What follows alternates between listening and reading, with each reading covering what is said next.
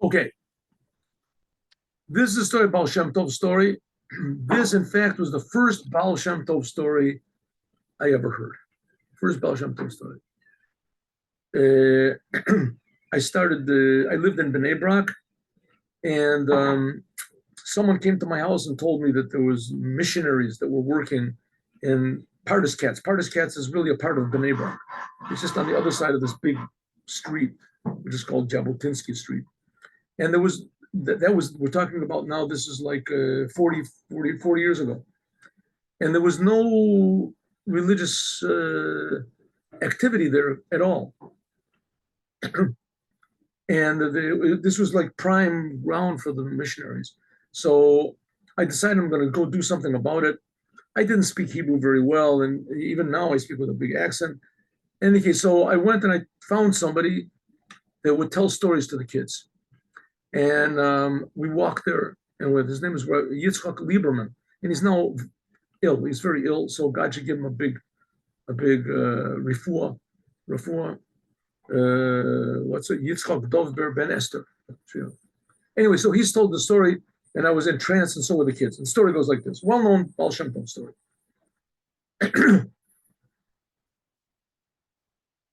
Once there was on Yom Kippur. Let's see, how should I start the story? Just give me 1 minute. 1 minute.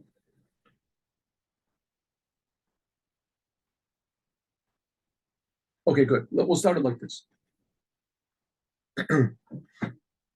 Once there was in the time of Chmielnitsky, and afterwards there were these tremendous, terrible pogroms. They called it pogroms, and they would kill Jews, especially in the time of Chmielnitsky. Chmielnitsky was not that long before the Baal Shem Tov. Anyways, so this started a whole thing that there would be attacks on Jews from a lot of times they were instigated by the government, by the Tsar, because he was totally inept, so he wanted to take the blame off himself, but people should vent their anger on the Jews.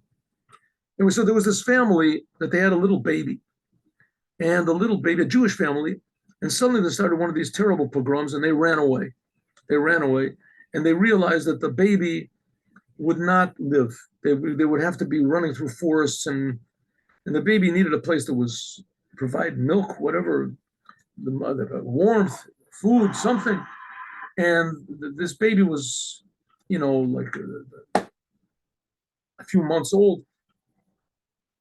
So they ran away, and they're running away, and the woman, she became tired, and she realized she couldn't. And the Gentiles were hot on their trail.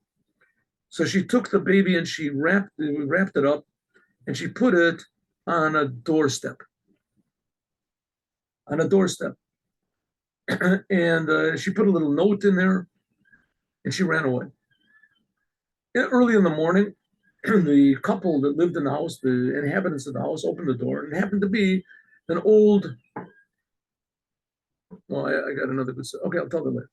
It happened to be an old couple that didn't have any children, nice people, and they open the door and they see there's a little bundle, and they open the bundle, there's a little baby inside. So they, not having any children, adopt this child for themselves. And they're already, let's say, 50 years old, whatever. They adopt the child for themselves. And they bring the child up, and they tell the child that he is not Jewish. They don't even mention the word Jewish. And they call the child with a non-Jewish name, whatever his name is, Stefan or something. And the child grows up, and he's a happy child. One day, the father decides that he's going to give his son a stepson, his adopted son. But he doesn't tell him he's adopted. A prize, a present. I'm going to take you into the town. Up to now, you've been living over here in the forest, and I'm going to take you into the town. It's a half a day ride, but you're going to see things you never saw before in your life. Oh, this is great, Daddy. Very good. So they go to the town, and they get into the town, and sure enough, it's just like his father said. Amazing. And the boy is curious. He's intelligent. And he's looking around, and he sees the people, and he sees the big buildings. There's buildings with these windows, and there's things behind the windows. It's like mannequins and things like that. And there's also different carriages and horses and things he never saw before. People dressed fancy. Wow, this is really something. He's really looking around. All of a sudden, there's this person sort of goes by, and he's got this sort of white blanket over him, and he's got over his shoulders, and he's got a beard, and he's got a long sort of black coat. So the son says, "What's that, Daddy?" He's not dressed like everybody else. He says, "That's one of the Jews. They're accursed people. They don't accept our Lord, and they're all going to go to hell. And but they still remain. There's still people hanging around. Oh, look at that!" Says to his son, "Look at that flag over there. Look at that horse. Look at that." His son says, "What are these Jews? What does it mean? What do they do? What do they believe?" He says, "Let's not even talk about it. I don't like to talk about it. They're like I said, they're accursed. Let's look at something else." "Oh, look at that." He says, "No, but Daddy, I want to know, what are these people? Where is he going? What do you think? Why does he got that big blanket over him? What is it?" The father says, "Listen, I told you I don't want to talk about this anymore. I don't want to talk about it. Let's talk about other things. Here, let's go and buy a new hatchet to chop wood." He said, "But these people, I mean, they eat, they sleep, they're like everybody else. I mean, where do they live? They live under the ground. They live where." He said, "Please, I don't want to talk about it." Anyway, but he can't. So the boy becomes quiet. He sees that his father doesn't want to talk. All of a sudden, the whole atmosphere it was so happy, and all of a sudden, the whole thing changes. His father tries to change the subject, and he sees that his son is very, preoccupied with these things. So what can he do? They go back home.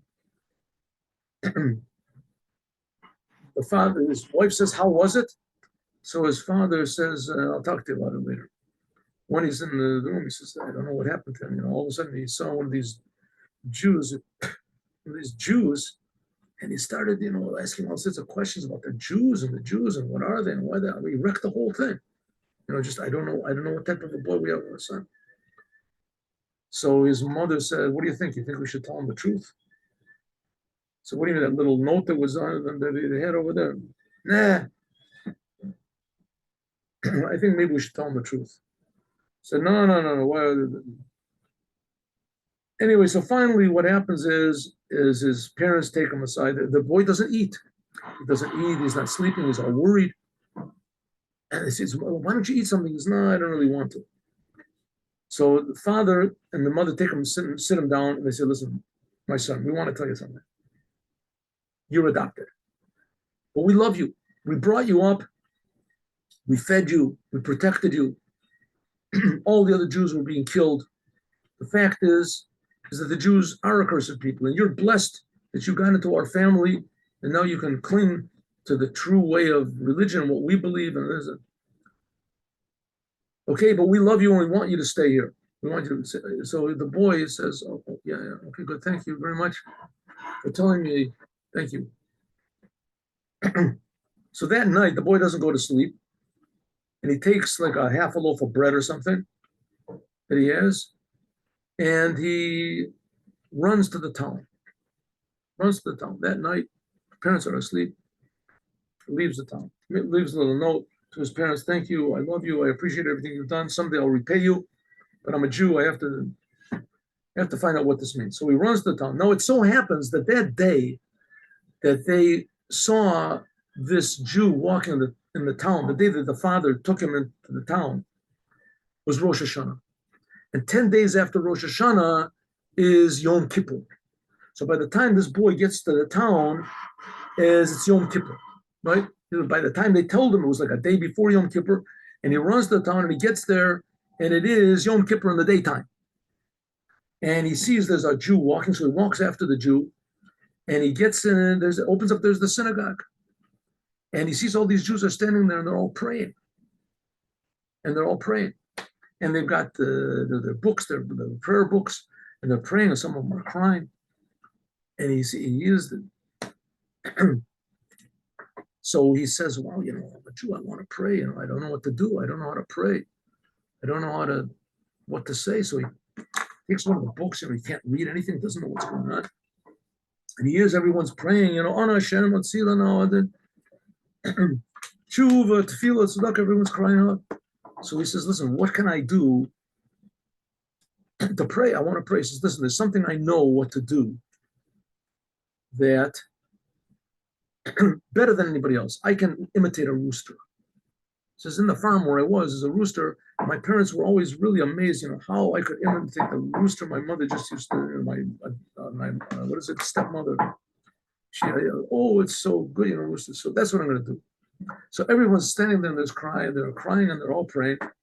And this little kid is standing there and he screams out,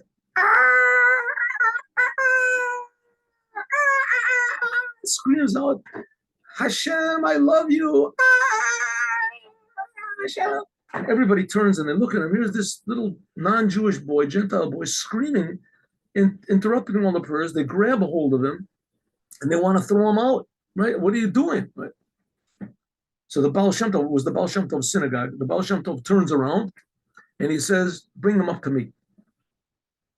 So they bring the boy up to the Baal Shem Tov and he puts him underneath his talit, his prayer shawl, and he keeps him there for the whole prayers. The whole prayers is under the prayer shawl of the Baal Shem Tov. And finally, when they finish the morning prayer, as the Baal Shem Tov sits the boy down and he tells him a few things, and he says to the congregation, I want you to understand something. He said, I saw in the beginning of this Yom Kippur that there was a terrible decree that was decreed on our whole congregation, that there was going to be a terrible pogrom, and that there was going to be just death and destruction everywhere. And I prayed to God to please stop it. I used every argument I could think of, and it didn't work. And this boy, when he screamed out from the essence of his heart to God, is that pierced all of the heavens, the genuineness and the truth from his inner Jewish heart pierced all the heavens, and the evil decree was rescinded. God said, if there's someone genuine like that, everyone gets saved.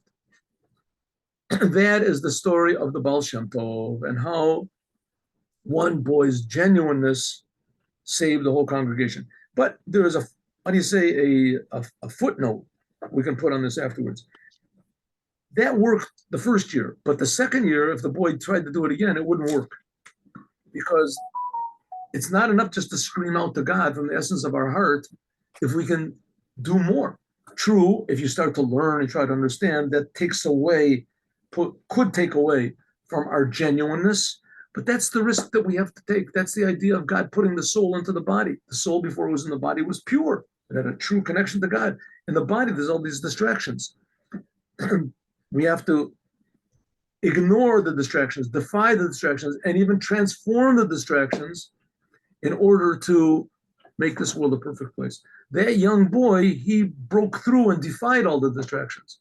But next year, it wouldn't be sufficient to do that. He's going to have to transform the world, and that's what we have to do now. And with the help of the Rebbe, the Melech HaMashiach, and the teachings of the Baal Shem Tov, we will certainly succeed. Have a good day with Mashiach. Now, God willing, I'll try to give a class today at 3 o'clock or whenever, sometime in the afternoon, and finish the Sikha that I began. Shalom uvracha, everyone. Tomorrow, there will be a class, 8:15 in the morning. Thank you very much. My pleasure very much, Luciano. Thank you.